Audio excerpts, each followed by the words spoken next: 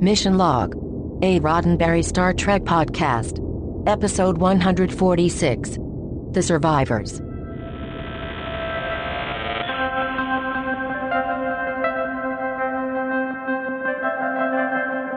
Welcome into another episode of Mission Log, a Roddenberry Star Trek podcast. Hey, can we bring down the intro music just a little? It's sound like it normally is. Okay. I'm John Champion, and I'm Ken Ray. Each week on Mission Log, we delve deep into. Do you hear that music? I know what you're doing. There's no music. I mean, this is not. Oh, wait, hold on.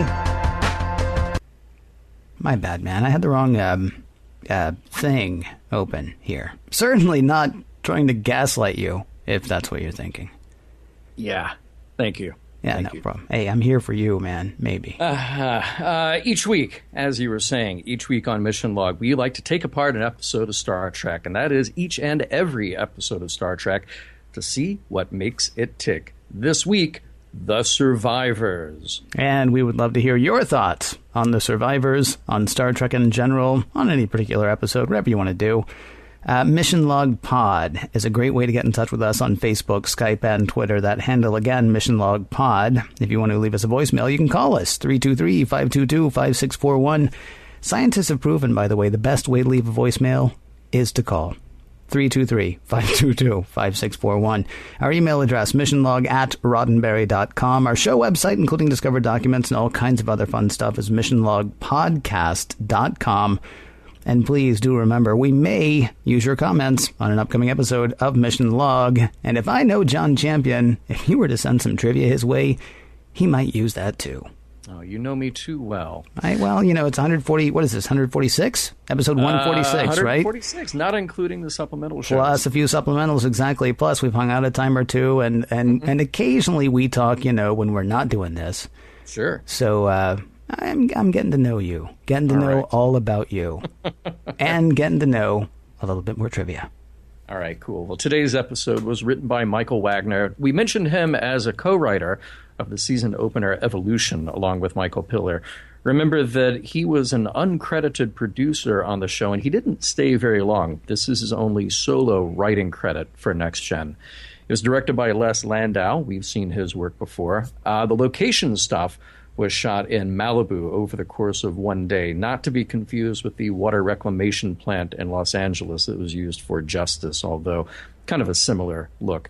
I want to talk here a little bit about something we don't normally talk about, which is the restored high-def version of this episode versus the original standard-def broadcast.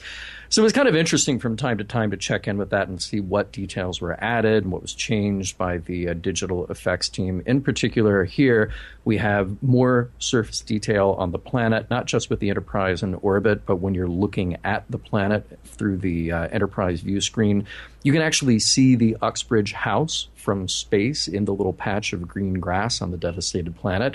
There's more detail and a better fit for the matte painting of the Uxbridge house once the landing party has beamed down. And there are definitely some more photorealistic and more expertly rendered effects for Kevin and Rishon as we see them later in the episode. Now, this was kind of a cool little bit here. Picard beams down with a replicator along with Worf, and it's super cool, by the way. I want to know how you power it. If you just plug it into a wall and then boom, you've got anything you want. Now, it's kind of a boxy thing, sort of looks like a mini fridge, right? And it is a sci-fi prop rented from Modern Props here in Los Angeles.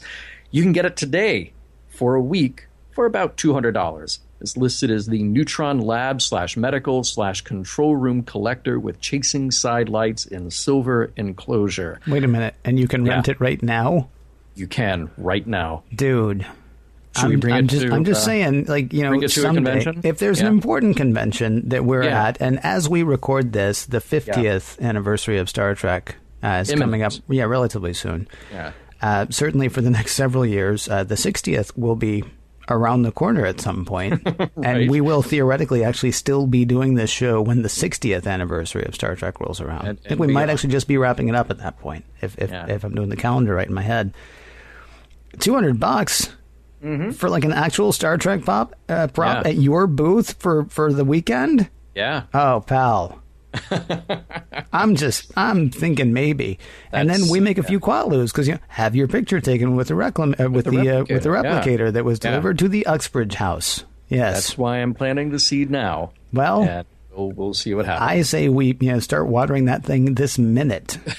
Get some Miracle Grow on that and see, there's always a convention just around the corner, John. I'm just saying. Yeah, there is. By the time we've rented it that many times, we'll probably own it.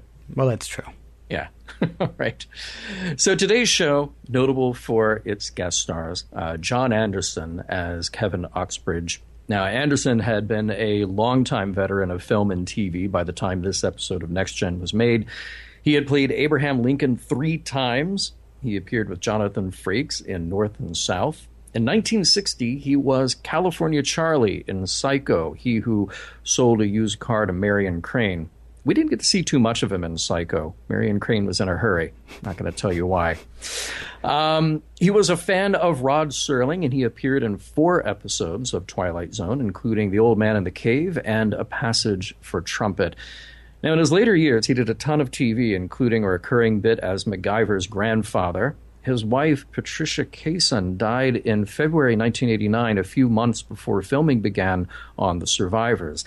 He stated that this was one of the most difficult jobs of his career.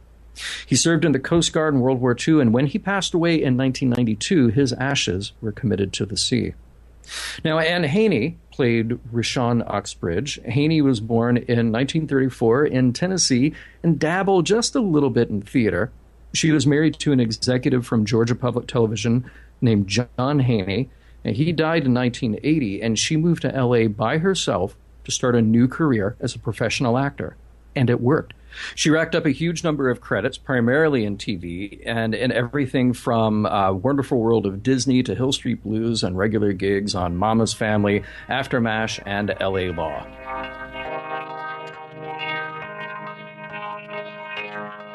You know what we have not seen in a while? A good old-fashioned godlike being who just wants to be left alone. Everyone, meet Kevin. Now, get off of his lawn.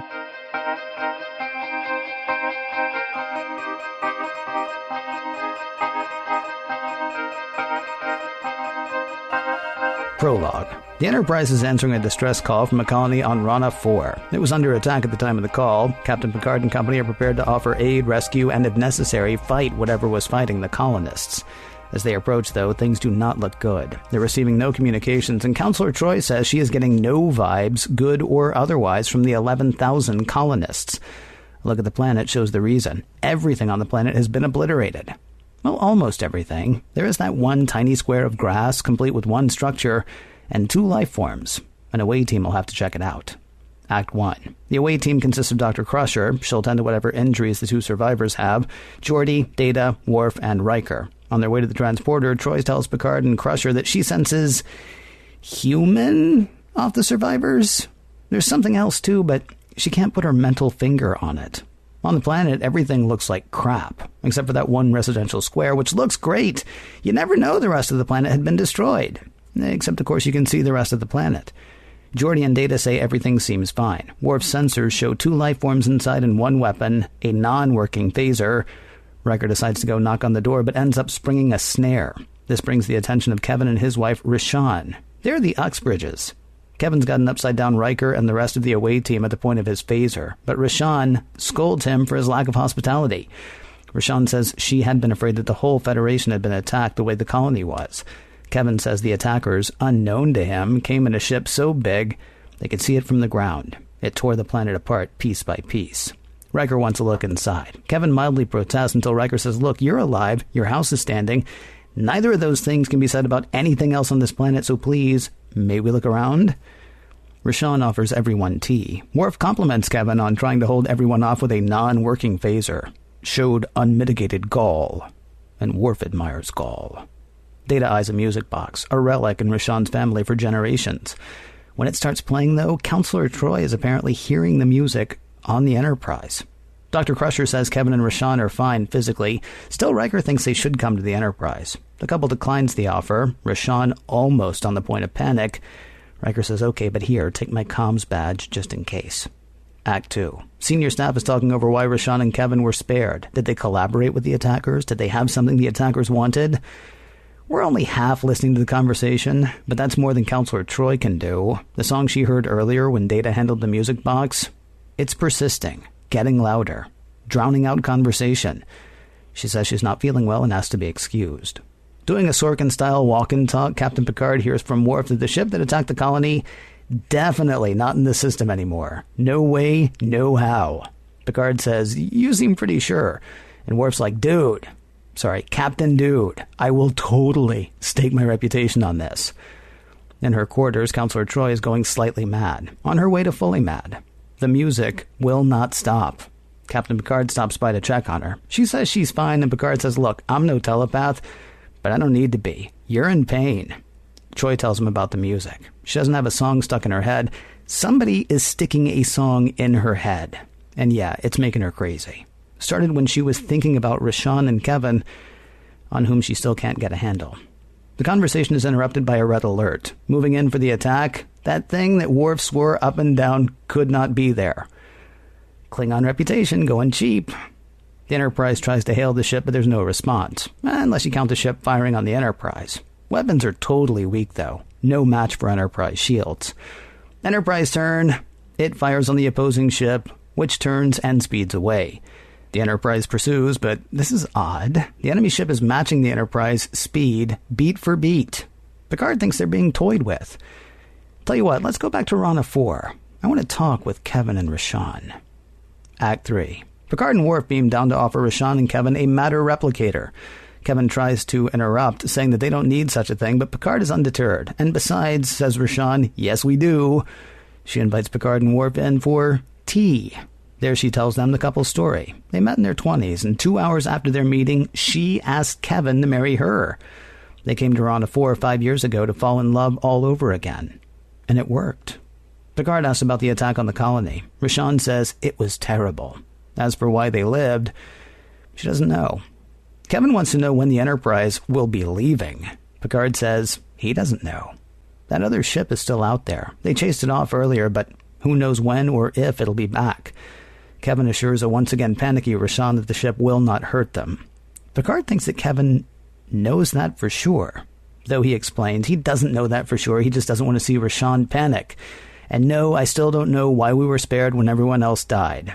There was but one difference between them and the rest of the colonists. All of the other colonists fought the attackers. Kevin and Rishon did not. Rishon wanted to, but at Kevin's urging, she didn't. Not that that should have stopped them from being killed. Kevin thought they would be, just like everybody else. Now there's no reason for you to stay, Captain Picard, so please, leave. Picard urges Rishon to come with them, but she declines. All this time, Troi is going absolutely insane. The music is getting louder. It will not stop. She doesn't want to be sedated, though. The music will just follow her there. Dr. Crusher ends up putting Troi under, but sensors show her having the same mental reactions she was when she's awake. Now with less screaming. And again with the red alert. The big bads are back again and firing again, only this time their weapons are exponentially stronger. Shields are down on the second hit. Enterprise turn. Firing on the opponent does nothing. Enemy turn now, and another direct hit. The Enterprise cannot withstand another such hit, but that's okay. They've moved away, and the enemy ship stopped firing. It's now taken up position around the planet. Picard says the Enterprise cannot help Kevin and Rishon, but that's fine. He doesn't think they're in danger now. Act 4. Picard and Dr. Crusher talk over Troi's condition. About the only thing left it could be is something telepathic. Picard thinks Rishon and Kevin are jamming Troi's sensing ability with the tunage. He tells Riker to keep heading away from the planet for 1 hour, then double back. Riker says they still want to have their shields restored, but Picard says, just do it. And this time, we're not leaving. Back at Rana 4, Picard says he's going in. Riker argues that ship could be back at any time, but Picard disagrees. That ship is not coming back until Picard is back on the Enterprise. It's protecting the couple. Now Picard needs to figure out why. On the planet, Kevin and Rishon are waltzing to the music box music. Kevin's surprised to see Picard and tells him again to leave. Oh, don't worry, says Picard, I will leave, but the Enterprise is going to stay in orbit to protect you against the warship. Kevin says that's not necessary. They'll be safe. Yeah, you keep saying that. How do you know? Is it because you didn't fight? Well, let me ask you another direct question. If Rishon were in danger, would you fight then? Kevin says no, not even then. Whatever, says Picard. I will not see you later, but I will tell you this, and let me state it clearly and categorically. The Enterprise will be in orbit around this planet as long as the two of you are alive. Back aboard the Enterprise, and hey, look who's here. It's the big bad warship. It's moving on the Enterprise. Riker orders Worf to prepare weapons, though Picard calls that off. The big bads turn and take aim at the house of Kevin and Rishon. Picard orders no action. The big bads fire on the house of Kevin and Rishon, destroying it and killing them. Now Picard orders one photon torpedo fired on the enemy's ship. While weapons have been completely ineffectual before, this one photon torpedo completely destroys the ship. Hey, Riker, says Picard, why do we have to be here now? Riker says with Kevin and Rishon dead and with the enemy ship obliterated, there's no need for them here. Yeah, right? Picard orders the Enterprise to a much higher orbit. He wants the ship to keep an eye on the planet for whatever. Act 5. 3 hours have passed. Nothing has happened on the planet, and Riker wants to know what's going on. Picard says he's playing a hunch. He thinks only one person survived the attack on Rana IV, not two. Not much more time passes before Kevin and Rishon's place is back on the map, by which I mean back on the planet. It's perfect. And so are they. Picard has them beamed straight to the bridge. Rishon wants to know why they've been brought there against their will. Picard says one of his crew members is going nuts, and it's Kevin's fault. He's figured some stuff out, you see. Kevin and Rishon's place did not survive the attack. It's just been remade, just like the enemy ship. Kevin says he's sorry about Troi, and he will help her. As for what will happen to him, Picard says he'll be turned over to the authorities to answer for the colony's destruction. He wants to hear the rest of the story, though, like the part about what happened to Rishon. Rishon says, what are you talking about? Picard says, this is going to come as a shock. You are totally real. To me, and to you. But you don't exist. Kevin recreated you like he did everything else. And with that, she vanishes, leaving only Kevin. So you, not so much with the human, huh? Kevin turns to energy and disappears. Worf wants to activate security, but Picard says if he wanted us dead, we'd be dead. The captain figures Kevin will go back to the planet, but he'll help Troi first. And that's where we find him, removing the music from Troi's mind. He needed it there to keep Troi from knowing the truth. He's lived as a human for over 50 years, but he's not one. Picard shows up and says he wants the truth now. All of it. So here goes.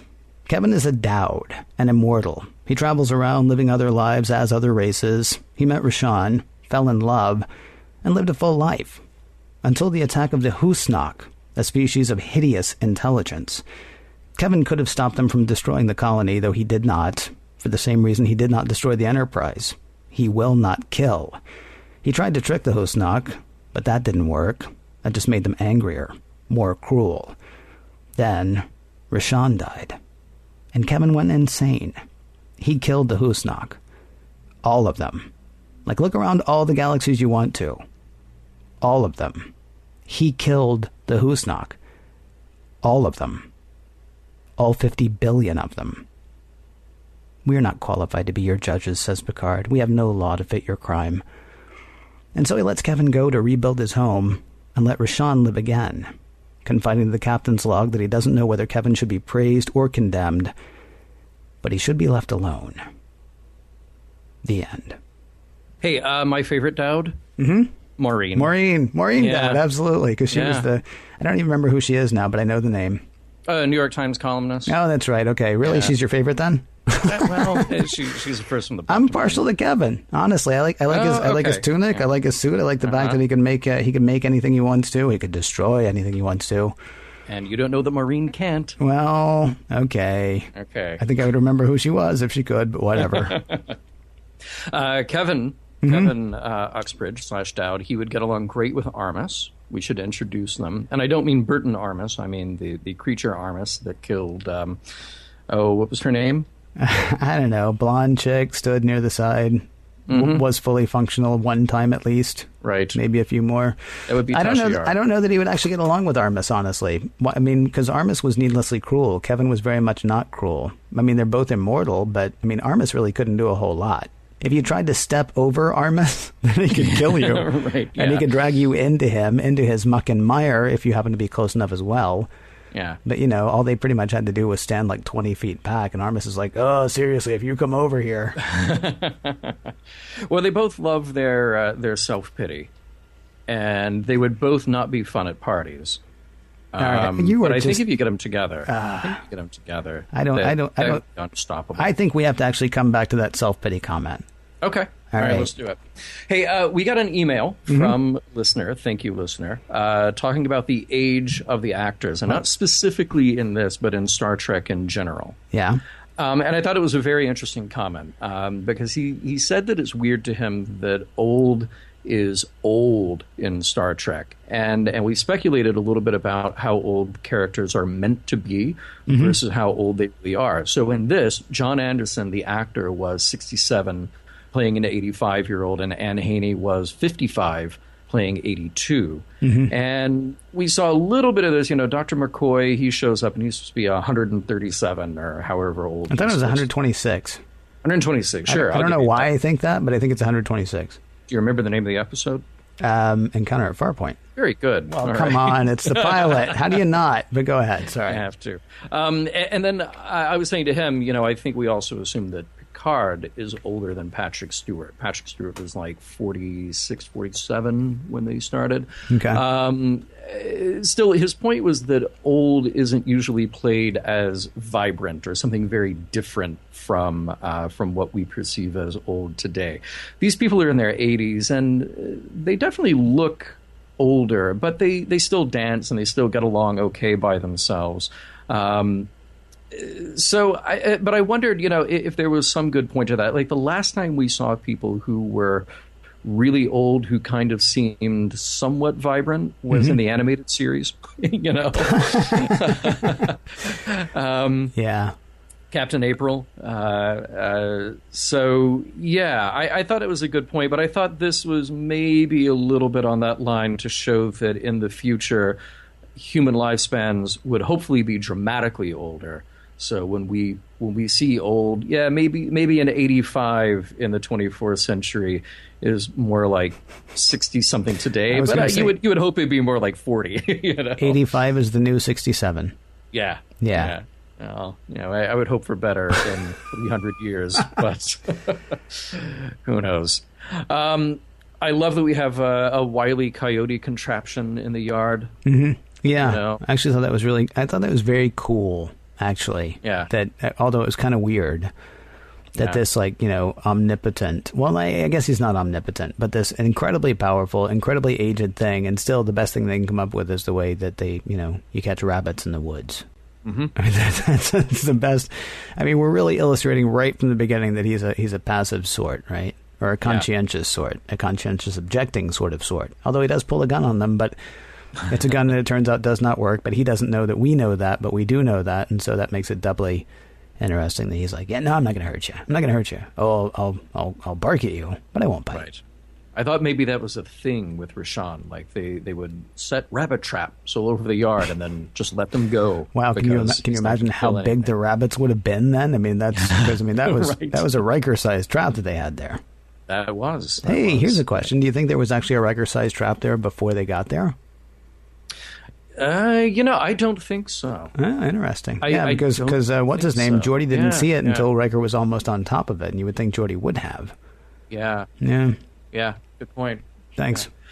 I like that Worf is cocky, and then he's wrong, but then he's right, and then he doesn't get an apology. He did get. Well, he kind of got an apology. I mean, Picard acknowledged that there was absolutely no way that Worf could have known, and Picard is already onto the fact that they're dealing with a very powerful something at this point. I mean, I think what he says to Worf is, I think actually the words are, "There's no way you could have known," and I think he's saying that because it is literally true. Right. There's absolutely no way you could have known. So it's not an apology, but it's an acknowledgement. Yeah. Worf has another great moment. 4 words: good tea, nice house. Yeah. Oh, it's so Worf. It's so, you know. I also love Patrick Stewart's face, though, right then. Because it's not like, he's not resigned like, oh, that Worf, but he's also not like, oh, that's funny. It's just sort of like, I guess we might need to talk about this at some point. There's something to his face that's like, should I can't, I'm loving Patrick Stewart more. And I got to say really quickly, could not help noticing all the racked focus in this episode. And for people who don't know what racked focus means, you should listen to last week's show because John actually explains what it is. Suffice to say that it's looking more cinematic as we go. Oh, yeah. I mean, it's getting much more, and the fact that they went outside for the Uxbridge house, as you mentioned earlier. I mean, it's not a huge house. It's not like a palatial estate or anything like that, but they absolutely went outside to give you that as opposed to just landing us on a set someplace. Which was great. Right. And it's kind of funny because they did, I mean, not that doing a matte painting and not that doing an effect like that is an easy thing, but they sort of gave themselves an easy way to do it by just having this perfectly square patch of land. Yeah. You know? So you can line up the mat at a 90-degree angle and you are done. Just here. We're going to cut out the Uxbridge yard right there. We don't have to worry about being fancy with it. So I really like that. Right before the moment with Worf's line about the tea, Rishon is explaining how she and Kevin met at sea, presumably 60 or more years ago, and Kevin was a starving student. And I thought that was interesting for two reasons, because we know that in the future, students will still eat ramen. They will still be poor. Maybe it's just a rite of passage, even though we're in a post-scarcity economy. And there are still ships. There are still ships on the sea. Is that actually a punishment for wanting more than you have? Like maybe. Like living in the Federation is so good. It's like you want to learn? Feel like you have to do something else. It's like, all right, smart guy. If you're going to go around like, thinking thoughts and rousing rabble, well, then you're going to have to miss at least one of the 4 meals we provide every day. Right. Of literally anything you want. Exactly. We have replicators. Yeah. Did we have replicators? Yeah. I guess we did have replicators even on the Enterprise. Or no, on the Enterprise 1701, did we have replicators? We had a chef, didn't we? We had cooks. Yeah, on the 1701 we did have cooks. All right, in fact, we had the voice of Gene Roddenberry. Right, but we did have a food dispenser, so that would have been maybe slightly before. So I figure it's like an automat. But here's the thing: so that was like 30 years before Kevin and Rishon met, and suddenly I feel like we've gone far too geeky even for us. Right. We're very concerned about what he ate as a kid.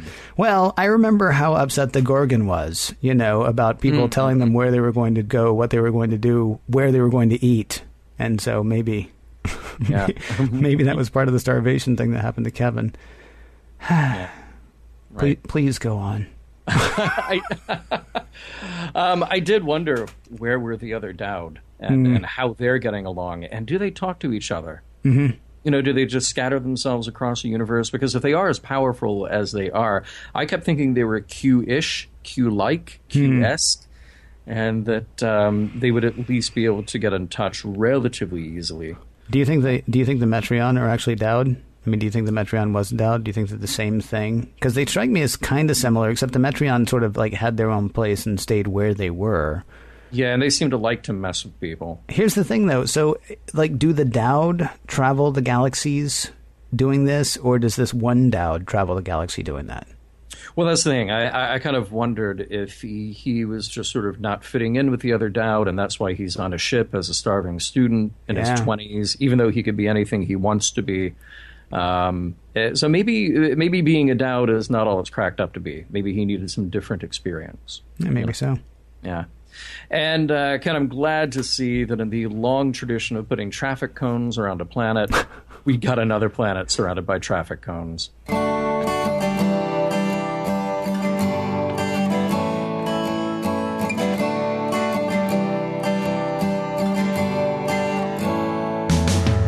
Not unlike Counselor Troi, I now have a song stuck in my circuits. Where have all the who's not gone? Long time passing. Where have all the who's not gone? Long time ago. Where have all the who's not gone?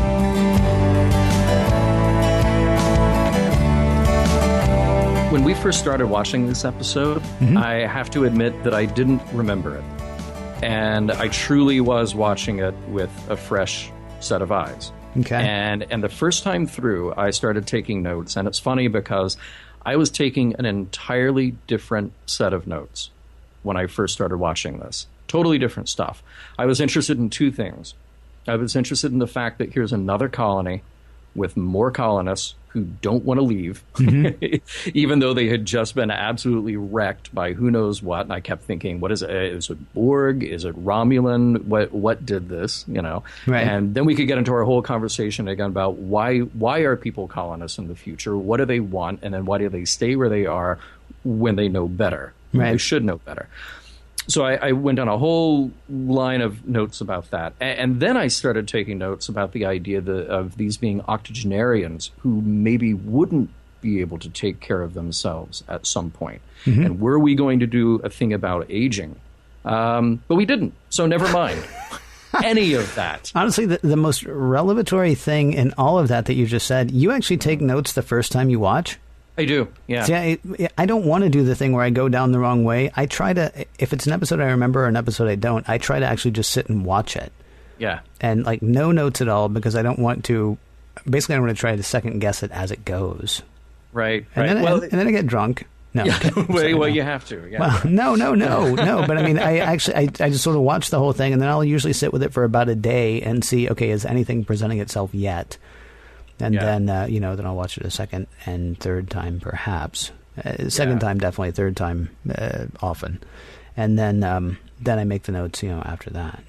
Interesting. Yeah, I usually try to do one pass while I'm watching it fresh, just so if I have an idea that I think is interesting, regardless if you or the listeners think it's interesting, at least I've got it down. Okay. You know? Yeah. So that's my thing. They're not detailed, they're not super thoughtful, but I was sort of watching this going, ooh, they're going to go this direction, so maybe that'll be the thing that we talk about. Nope, not at all.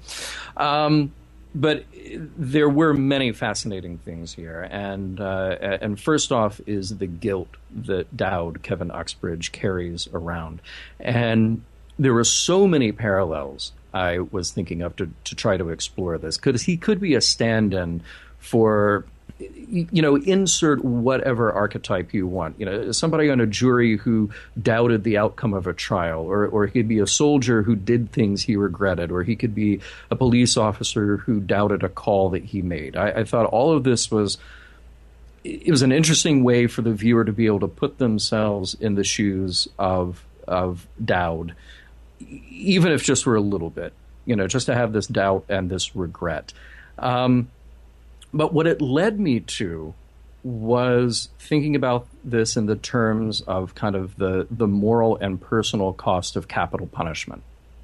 So a couple of weeks ago, I heard a part of a radio interview that Penn Jillette of Penn and Teller was doing, and it was regarding some presidential campaign politics. Honestly, the details of which do not matter, since they won't be relevant months or years from now, and hopefully people are still discovering the show. But the point is, he was doing this interview. And what he was saying in the course of the interview, and it's a good argument about capital punishment because it's one he has made before in other contexts, is that individuals sometimes react terribly. And what we ask of ourselves as a group or as an institution is to be better. And this is a conversation we've had over and over on Mission Log, is that Star Trek has very often had this position of, well, what if we're better? What if it's the Corbomite maneuver and we have one option, but then the other option is to be better? So he was saying, we asked our politicians and our representatives to be better than the terrible gut reactions that we might have as individuals, because once you say you're representing something, you simply have to. And when we're wronged, sometimes in profound and horrific ways, we react with revenge. But instead, we have courts and we have processes to help us be better than that, than to be better than revenge. Now, Dowd is a character who didn't have an army that could stop his attackers, and he didn't have a court that could right the wrong, in some sense. Not fix it, but at least carry out some form of justice. So then we're left with this interesting conundrum. What was he supposed to do? And did he exhaust every peaceful option? I think maybe that's the thing that I got stuck on. Because here's this being with incredible power, and honestly, what would be the cost if he did something? Well, there are several. I feel like we need to go back, actually. I wish we knew a little bit more about his powers. Because he was obviously able to destroy the Enterprise. And this is something that Picard acknowledges, right? Sure, yeah. Well, if he's got the ability to destroy, then does he not have the ability to protect? I mean, we know he can create. We know he can destroy. Why doesn't he create a shield that protects the entire planet? Or maybe that's asking a little too much. Maybe that's a little too big. Yeah. Did he exhaust every peaceful option? He didn't fight. This was not about fixing a wrong. This was about revenge, as you say. Yeah. So did he exhaust every peaceful option? I don't think so. I mean, he was not able to talk to the Husnak, or didn't talk to the Husnak, I guess. He tried to fool them, but they figured out that he was trying to fool them, and so that made them more angry, and that made them more cruel. It doesn't feel to me like this is really about that whole process, though, unless you want to say, so, conscience is objection, good thing or bad thing, and are there some circumstances where it'd be better not to be that way, or some circumstances where it'd be worse? I mean, it really more is about, it feels to me in a way that it's more about falling from your sort of high morals. I'll tell you when I don't mean high morals, like, I'm not trying to be judgmental about him. I'm just saying he has this very clear idea of who he is and what he is, and then this thing that he has feared the most in his life happens, and suddenly he's not that anymore. For just a minute. Yeah. For even less than a minute, he's not that thing. But for that 1 minute that he lets go, boy, howdy does he let go. 50 billion Husnak. And probably they weren't all as evil as the ones that attacked the colony, but who knows? Right. I'll tell you. Go ahead. I was going to say, for all this time, so this is an immortal being, he says. Yes. This has been around for thousands of centuries. Right. But he's lived under this oath that he doesn't kill. And then you have to wonder, well, is he actually morally better because he doesn't kill? When maybe that would have been the moral option at some point. Maybe just fighting back would have been the more moral option to save the people who are on the colony, to fight back against the attackers specifically, but not act out in rage and take on the entire race. See, I don't think this is actually an examination of that. I mean, it's interesting. It's an interesting question to bring up, but I didn't feel like he was more moral because he didn't kill. I felt like it's sort of like what I've always said. Well, what I've said since basically the first year that we've done this show, first year that we've done this show about the Prime Directive. I don't think the Prime Directive is a thing. I don't care about the Prime Directive. What the Prime Directive is it's standing in for, we have this set of morals, and we're going to live by this set of morals. And in this case, it happens to be the Prime Directive, but really it's just a stand-in for a code, a way of acting. And this guy has a code. He has a way of acting, and that falls apart. And you could, I mean, it would be a little bit more difficult, obviously, because you'd have a harder time buying it or believing it. Or maybe you wouldn't. What was the one, the one with the Klingons, the one with Worf and the other 3 Klingons that come and they want to take over the Enterprise. They want to start a race war between the Klingons. Heart of Glory. Heart of Glory. I mean, sort of like Heart of Glory. I mean, their whole thing is we're fighters, and yet you still get some of the same. You could get some of the same sort of questions raised by this constant belief in constant fighting as opposed to this constant belief in constant peace. I mean, it's really just about having a code, and then what happens when you try to live by it constantly, and then what happens when you fall off it a bit. I gotta say, the thing that this episode brought up for me, I found myself again wishing that Picard had turned around and without even thinking destroyed Armus. Because that's who Kevin is. That's who Kevin is here. Picard has this team, and he's got this crew, and so far, with the exception of an occasional red shirt, or I guess a gold shirt in Next Gen, but I mean, with the exception of occasional cannon fodder, he's not lost anybody. He loses a member of his senior staff, and honestly, I wish, without even thinking, he had blown it up and then had to deal with that. And this is coming from the guy who always wants the Federation to be perfect, as Gene Roddenberry wanted, right? If you're going to do that kind of thing, I wish Picard had done that. And that would have actually made what happened between Picard and Kevin here even more interesting. Because I mean, it's basically the same story. The Husnak are Armus, and Kevin is Picard. And he loses somebody, and he loses it. And he kills them all. Which I found interesting. Well, let's think about that for a second. So if Picard had killed Kevin, just as or Dowd, as you say that Picard could have killed Armus. Oh, there's no reason for Picard to kill Kevin. No, well, there is no punishment for Kevin. I mean, as we see. Well, no, I mean, I'm not okay. There's no conceivable punishment for Kevin. Well, I want to let you finish your question, but just so I'm clear, I see the position that Picard was in with Armus as the same as the position that Kevin was in with the Husnock. Except that obviously Picard was not in love with what's her name? Stood back there where Worf stands now. Picard was not in love with her, but I feel like they were in the exact same situation. Picard had the power of life and death over Armus. Picard chose, as he is wont to do, to not kill Armus. Kevin had the power of life and death. Yeah. Well, they did set up cones, that's true. Yeah. And Kevin did not do that. Anyway, go ahead. What was your question, though? I apologize. So you're positing a situation where Picard decides Kevin's got to die. Yeah, but because I think I know where this is going to go, because I think you have a note on it. But Kirk would have talked this thing to death. Kirk would have talked Kevin to death to say, okay, you have gone against everything that you say you believe in.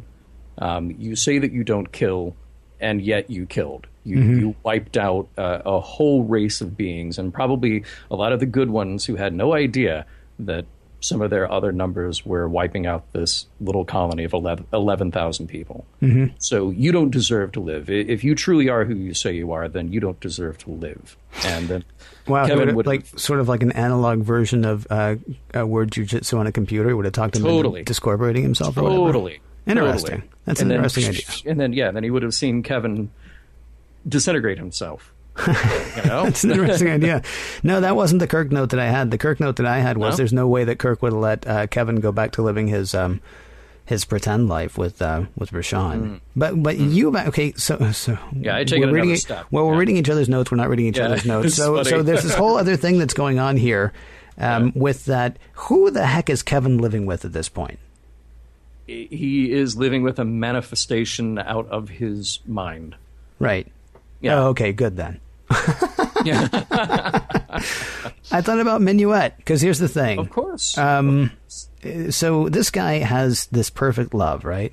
Kevin has Rishon, and he absolutely loves her. She is just the woman for him.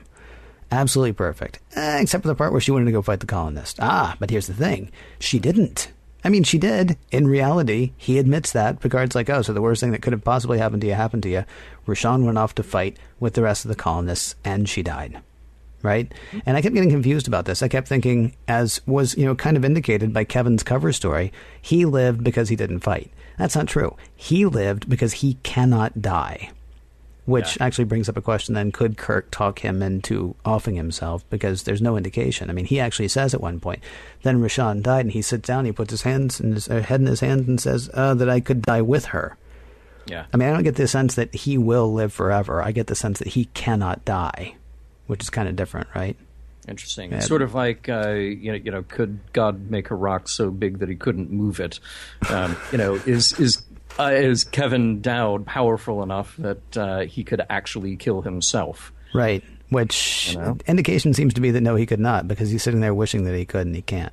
See, I think that just like Kirk could talk Landru into exploding, we would see smoke pouring out of Kevin's ears. I see. Now you're just being funny. But I gotta go with this other thing really quickly, though. He admits that Rishon did fight. In this whole thing with Picard, he admits that Rishon did fight. However, Rishon 2.0 or 2.1, whichever one we're up to at this point, because he keeps recreating them, she remembers not fighting, just like Kevin. Yeah. And this is why I bring up the question, who is it that Kevin is living with now? Is he living with Rishon, or is he living with his idealized Rishon? And then I got to know, where is that in relation to Minuet?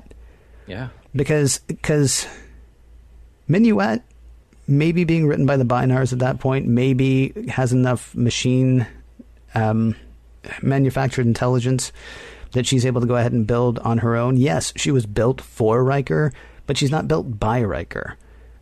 She comes with a certain je ne sais quoi, which seems appropriate for Minuet. Kevin now is just making up Rishon as he goes, it seems. And that's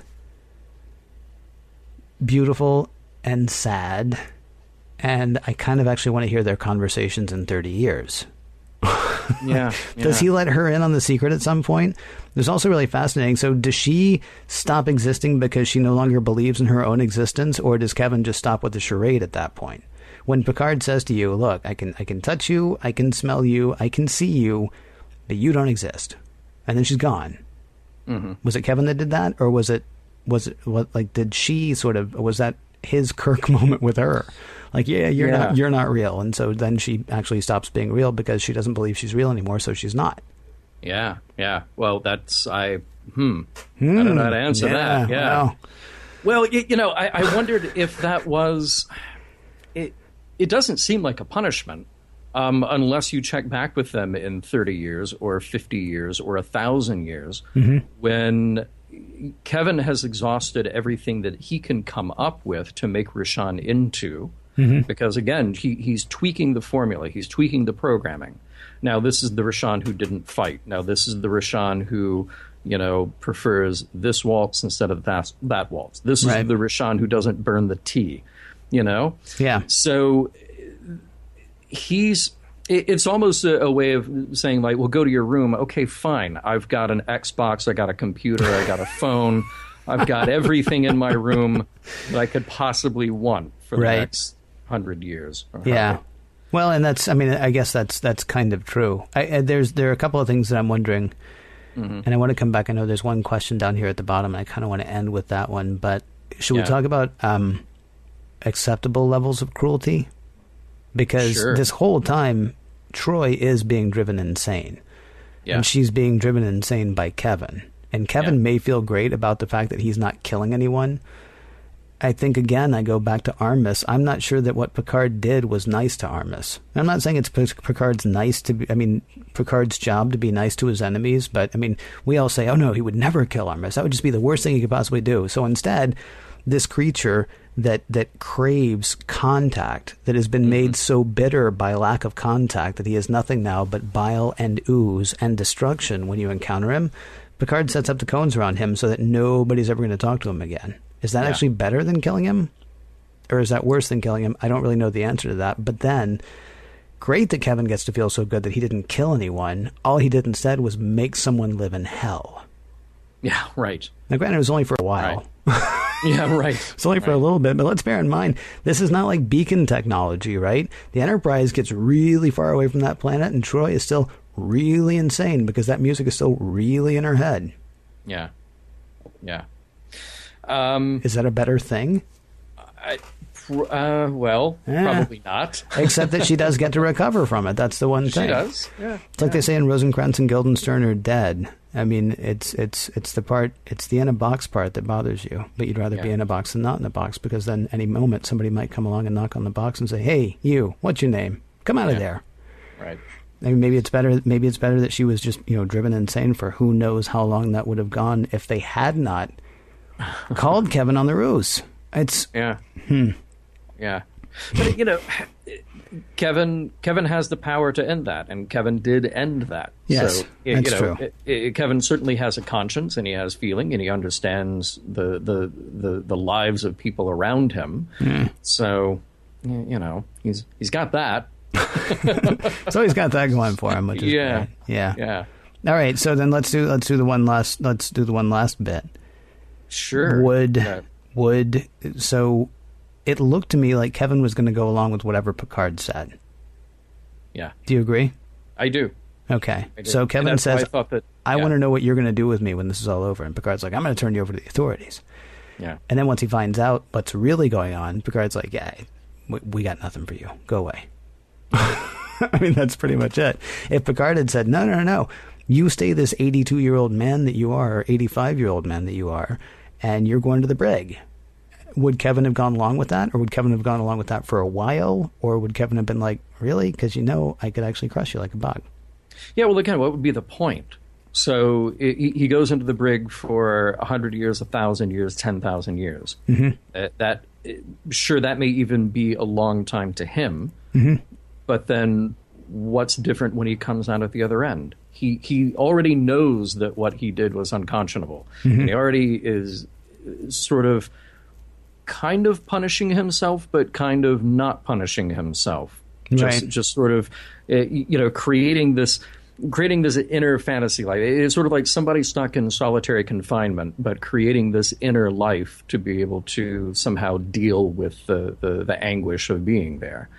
So there is no good answer to this, which is kind of the interesting thing about the episode. How much self-pity do we expect out of him exactly? How do you quantify that? And who would we be to ask Dowd to do something even beyond wallowing in that self-pity or sort of playing the game of putting him in the brig? Because we know at that point it's just theater. It's not an actual thing.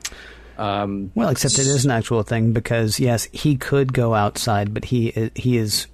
If he submits at that point, he is choosing to live by the rules of a society that has been wronged. He feels like, obviously he can't answer to the... I keep forgetting the Husnock. He obviously can't answer the Husnock because he's killed them all. But he does understand that what he did was wrong, and so he feels he does have to submit to somebody to answer to that. This is going to sound crazy, and I apologize, but it's like the movie Hancock. Do you see the movie Hancock, the one with Will Smith? Yeah. I love that movie. I thought that movie was just a lot of fun on so many levels. But the thing that Hancock did to let everyone know that he was now with them was he went to jail. And he's a superhero. Well, I don't want to spoil it for anybody who hasn't seen it. But for all intents and purposes, he's a superhero. He can fly, he can bust through things, he can break whatever he wants to. But because in doing his good deeds, he's caused so much destruction, he's actually wanted by the law. So he goes to jail. And he willingly submits to going to jail, and he stays in jail until somebody comes and says, Hancock, we need your help. Thank you very much for what you've done. We now understand you're on our side, so guess what? We need your help, and he goes to it. Maybe that's what Kevin was trying to do. Or maybe Kevin just maybe he's so racked by his own turmoil that he'll go ahead and submit to whatever anybody else says. And it's kind of a sham because he could always walk away, except it's not a sham because if he chose to not walk away, if he stayed for the 100, 500, 1,000, 10,000 years that was prescribed, then he's obviously showing, I guess, good faith would be the best way to put it.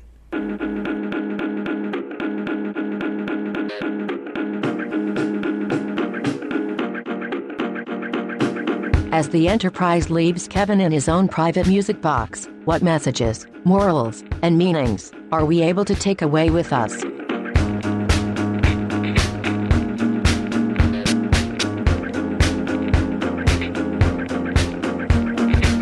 Ken, the survivors. Here's where we get to wrap it up for you and for me and for our listening audience. First and foremost, does the episode, as a production, does the episode hold up? Well, let me back up a little bit. There was one other thing that I meant to mention last segment. It was something I think you actually brought up in the first. Or okay. No, you brought it up after the recap. You said that Armis and Kevin should get together because they share a similar self-pity. Yeah. Armis has been wherever he's been for a very, very, very long time. The Enterprise is answering the call from the colony.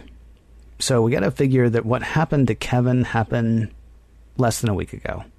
Yeah. Give Kevin some time. That's what I'm saying. Okay. They're not, he and Armis are not quite on that same level. Now I apologize. I just wanted to be sure and throw that in because it was a point that I said, let's come back to that, and I didn't. And then, that's going to start email. How much time is appropriate for killing 50 billion people? No, I'm saying give him some time to get over his grief. I mean, you're saying that he and Armis are similar as far as their self-pity. Well, they're similar in that they share self-pity, but Armis has had a very long time to deal with his. Maybe he could have, made a little goopy friend out of part of himself that would have, gotten him through the lean times. Kevin, on the other hand, his wife, for all intents and purposes, just died. Yeah. I mean, because the Enterprise is racing there to try to save whoever's left. So obviously they didn't get this call 6 months ago, a year ago, or anything like that. Sure. No, I'm sorry. To your question, does the episode hold up? I think so. At first, I found it a little plodding, but then after watching it a second and the third time, I actually was like, okay, all of these steps have to happen because we have to watch Picard go through this sort of Columbo thing. And it's sort of a Columbo episode. It really kind of is. I mean, he leaves, or he's starting to leave. He's like, one more thing. Right. And he's like, and then he's gone, and he comes back, and he's like, you're a bad penny, Captain Columbo. Right. I mean, again, it's just a better looking production in season 3 than it has been in either season 1 or 2, and I'd imagine I'm going to get over that at some point. But every time I see something neat on the screen now, I'm like, wow, that's a really neat thing I'm seeing on the screen. The fact that they're using the camera in a different way, or the fact they're, racking focus, or the fact that they're going outside.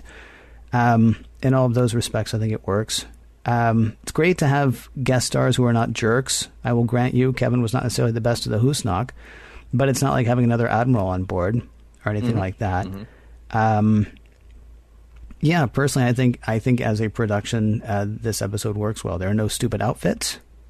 There's not an outlandish house. I mean, I feel like the thing works. What about you? Speaking of outfits, and not to say that this is stupid, but we do have a change of wardrobe for Deanna Troi. Oh, I forgot about that. Yeah. If you have Apple Music or Spotify, just start playing Depeche Mode's Blue Dress now. There you go. Yeah. As a production, I gave it a kind of. Really? I'm a little bit on the fence. It pains me, actually, to give it anything less than a glowing review, because everything is there. It kept my interest, and I kept trying to figure out where they were going with it. But plotting, there's that word. You and I had the same note. It kind of plods along. And I really don't like how Picard just kind of figures it out, because it is the Columbo moment.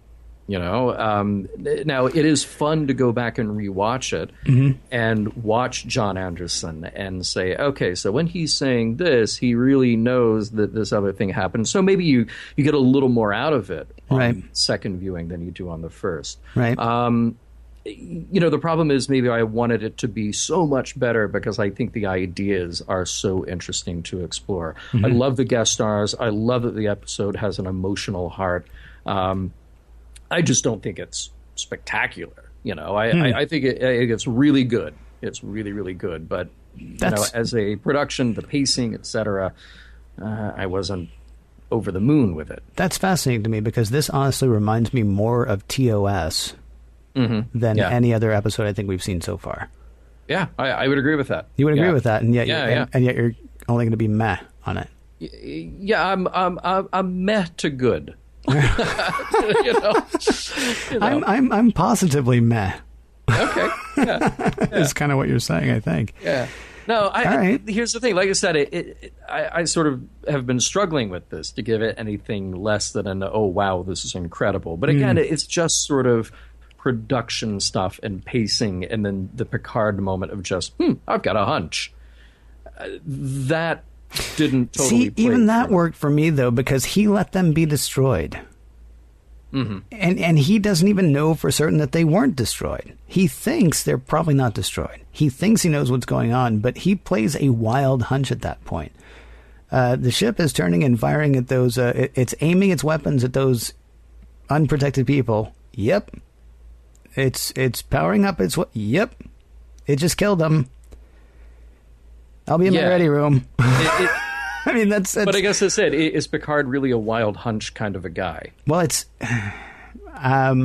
after the third time, I would think maybe. I mean, he's gone through everything. He's like, well, that's weird. Well, that is also weird. Okay, well, now this is all too weird. I don't think those people can die. Let's find out. I understand what you're saying. But I mean, again, I don't know. I apologize. I mean, hey, you know what? Your take on this episode is your take on this episode. I won't try to talk you out of it. I'm surprised. I'll put it that way. Yeah, what about the messages and such? Well, I don't know that we've talked about the Save the Whales moment or you see Timmy moment, and I don't think that's in here. But I do love the ideas that are here. We have a really interesting conundrum here with what is appropriate punishment. Well, we can't even conceive of the crime. Would we simply let someone live in exile if they committed genocide on Earth? Well, no. But I was fascinated by the kind of the moral idea, and that's why I talked about it in the previous segment of how do we, I think as individuals, identify with somebody who acts out in rage, who acts out in passion, can't be controlled because we weren't there. Nobody was there to control him, and he couldn't be controlled even if they tried because he has all the power of the universe. But this is kind of one of those Star Trek moments where you say, okay, well, yeah, he could do that. He has done it. How do we deal with the aftermath of that? And how do we make sure that, well, we don't act in fits of rage when things don't go our way? Yeah, that's a really interesting point. I did have one really quick idea. So let's say Picard says, no, you're going to answer the authorities. And Picard takes him in and he's like, he annihilated 50 billion people. And he's like, my God, 50 billion people. What, the Romulans, the Klingons? No, the Husnak. The who? The Husnak. Right. They're a race of people that he... Well, that he says he destroyed. Now that you mention it, right, might have to let him go on a technicality. Now that I think about it, because there are no Husnak to ask. Well, how many of you were there? Because they just don't exist anymore. Yeah. Oh, brought him back. Yeah, exactly. Yeah, So here they are, the Husnak, ladies and gentlemen. Brought back the Husnak. Yeah, all of them. There was one message that I kind of got, and it's not an overriding message. It's not a. There's no you see to me to it, but I mean, there certainly is a little bit about hubris. There's a tiny bit about pride. Worf's like, dude, there's not another ship anywhere around here. I would stake my reputation on it. Oh, well, maybe except for that ship. Then you got Kevin going through, his thousands of years and all the galaxies going, man, I would not kill. No way. That is just absolutely the wrong. Well, okay, these guys, but that's it. Only those 50 billion. Yeah. I mean, there's a certain... And Picard is even an interesting offset to that. He is not, again, not to liken him to Kirk and certainly not to bash Kirk. But Kirk would have said, no, those people down there on that planet are doing something. I'm going to prove it to you, Spock. We're going to stand here and let them get exploded, but I promise you they'll be back or anything like that. And Picard's like, man, I hope I'm right about this because that's going to look bad otherwise. Mm-hmm. I mean, he thinks he knows, but he's not walking around like Kevin saying, I would never. He's not walking around like Worf saying, I'm absolutely certain. Picard's like, man, it seems right. I sure hope so. So, I mean, it's not like an overriding message, like I say, but it was one thing that I sort of thought was an interesting kind of thread that you could pull through it if you wanted to. Well, it is interesting. The idea that Star Trek is a show that very often has said violence is not the answer, to kill is wrong, et cetera, et cetera, et cetera. Even if it's in this sort of quasi-militaristic setting where you have things like phasers and photon torpedoes and all of that.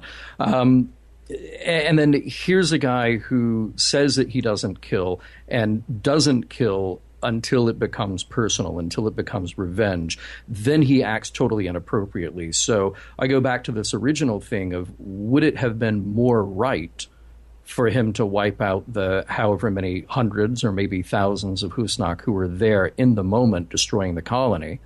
And he expresses his power that way just to save the people who were there.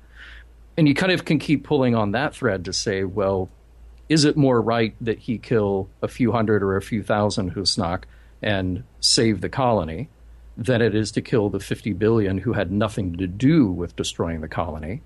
Or is it just acting out of self-interest?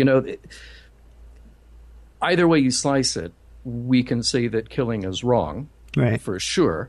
But is one answer, is one version of that more moral than the other? Yeah, again, I don't really feel like that's the whole point, though. I mean, I feel like the point is actually just about how he reacted when things became personal, whether that was about I never kill or I always kill. I mean, no matter which one it was. There's an episode that I want to reference. It's coming up in like 2 seasons, so I can't do it right now. But I mean, it's, sometimes people come to you and you say, well, you absolutely shouldn't kill, and you certainly shouldn't have killed that time. And other times people come to you and say, sometimes it's okay to kill, and you really should have killed that one time in particular. Yeah. So I don't know. I don't.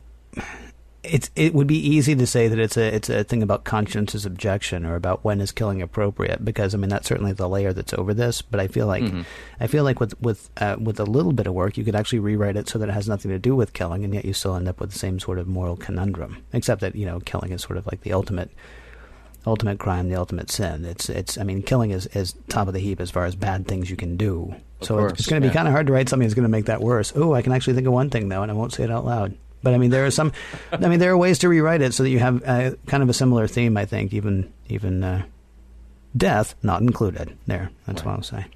And does all that hold up? Well, we can't really seem to decide on one central message, so... No. Sure. Yeah.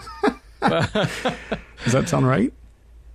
It does to me, Ken. Oh, fantastic. You know what sounds right to me, John? What's that? Letting people know that Mission Log is produced by Roddenberry Entertainment. Executive producer, Rod Roddenberry. Find out more at roddenberry.com.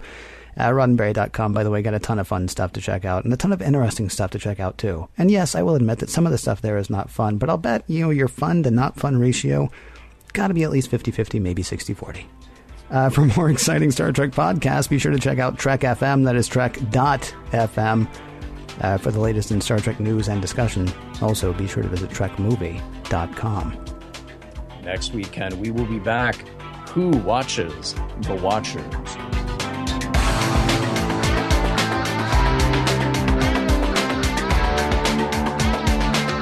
Some of the music for Mission Log provided by Warp 11, online at warp11.com, and from the album Messages, by Key Theory, free to download at kitheory.com.